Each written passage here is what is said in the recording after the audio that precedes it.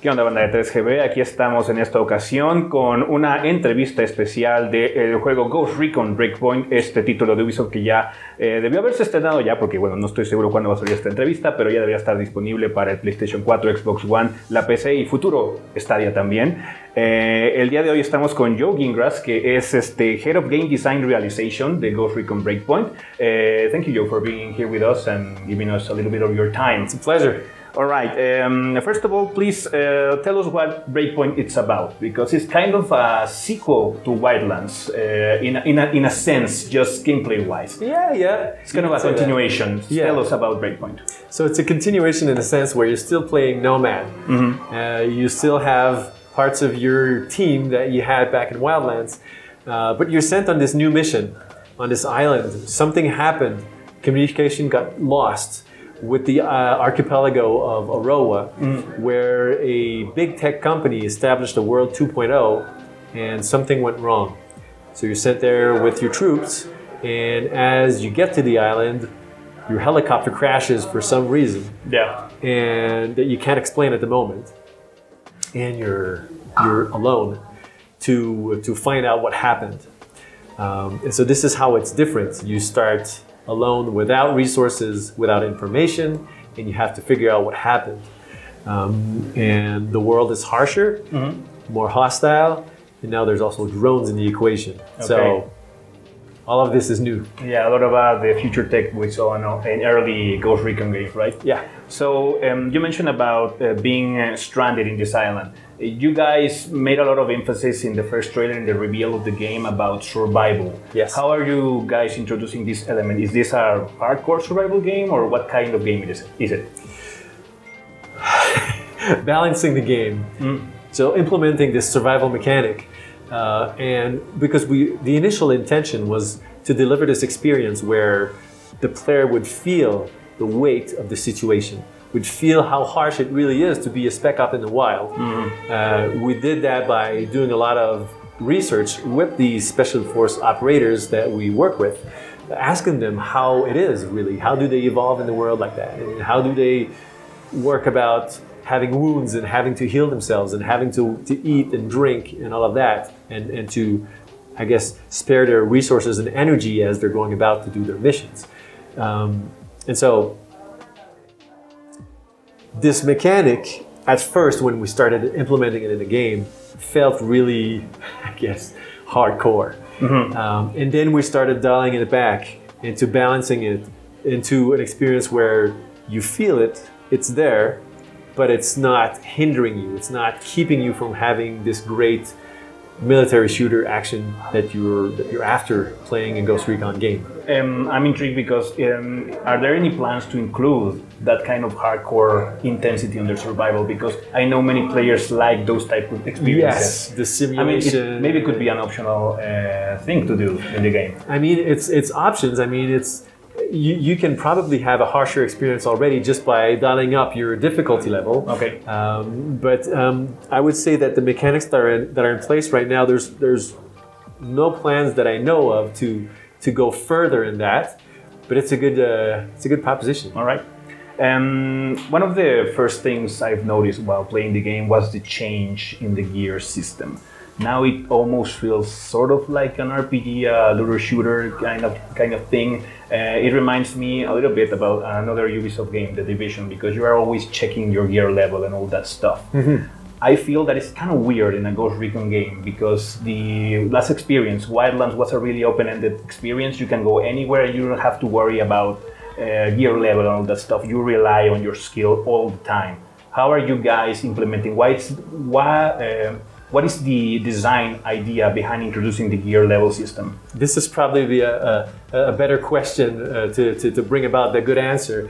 Our intention in developing Breakpoint, the experience, was to respond to the community that were asking for something more engaging, something where the progression was something that had more impact. And so this is a solution we came up with, having something where Well, depending on where you're going to be in the world, who you're going to be encountering, maybe you're not ready. Maybe you're not strong enough. Maybe you need to grow in your progression and to gear up.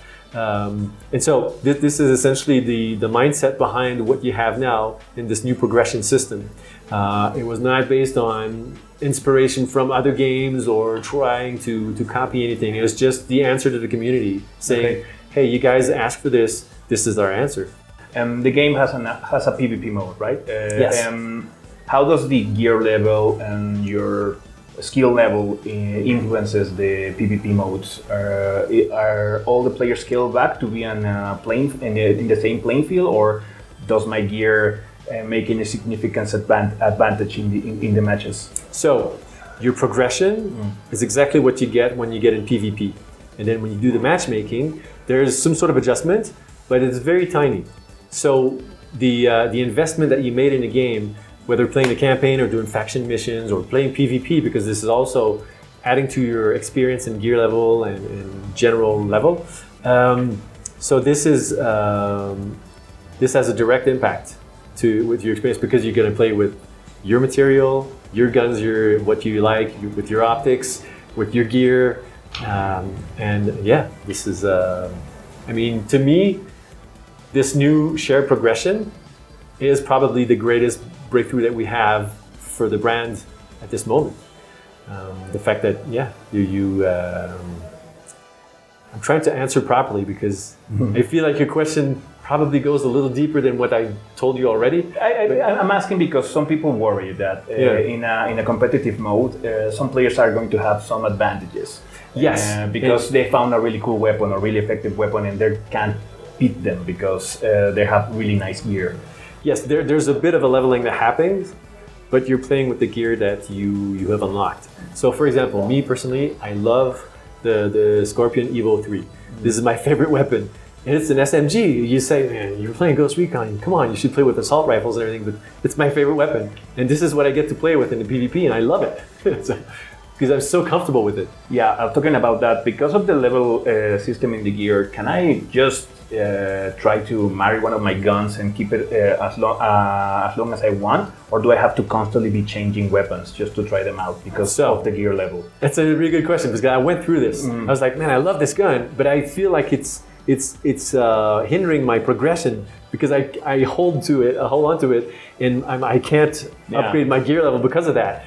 So what happens is that you'll stumble upon the same weapon but at a higher level later on. So it's just a matter of patience at that moment. Okay. So let's say I played with the Scorpion and loved it, and I was stuck in the level for a little while, but then I upgraded my other weapons to keep upgrading my gear level, because you're also going to be getting new gear that is closer to your actual level. So it's going to be a little above to help you keep progressing. But so for me, I played with this weapon for a long time, even though it was hindering my progression, because I tried other weapons, but I was not as skillful with them. Up until the moment where I finally found an upgraded version of it. All right. And there's also the mark system of upgrading the weapons that is taken into consideration there. And one of the cool features I like about these games, it was present in the last game, but right now it feels a little more developed, is the interrogation system. Yes. You can actually ask where the head honcho of the wolves is, so you go try to kill him. Yeah. Well, what is the idea behind of this? Can you just finish the game early on, or? Well, depending on which mission you're doing, the information you're going to be getting is related to that mission.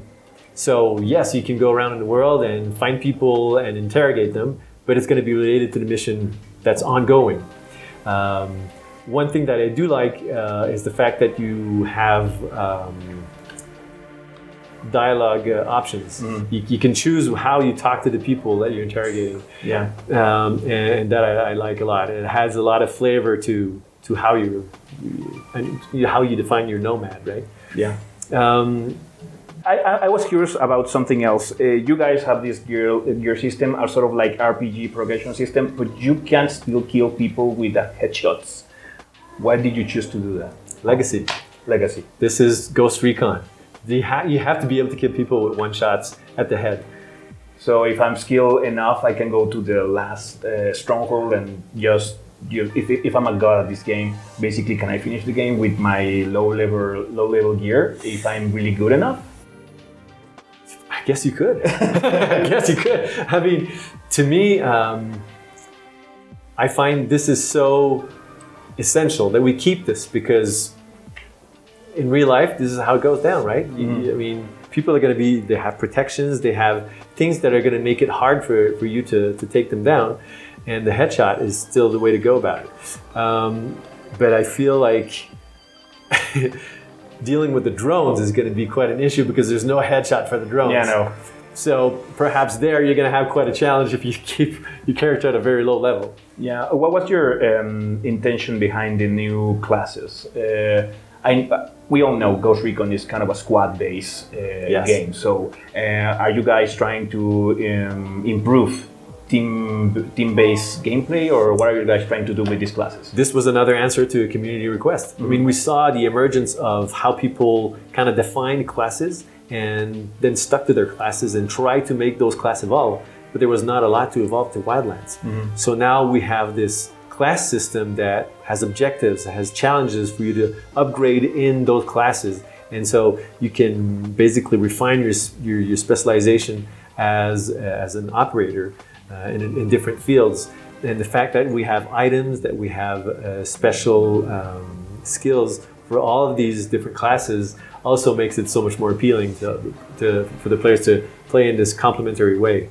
So to have the medic, to have the sharpshooter, and then the panther, and all connecting together and playing and doing those camps. All right, and finally, can you tell me if you guys can reveal any plans to keep the community engaged with the game?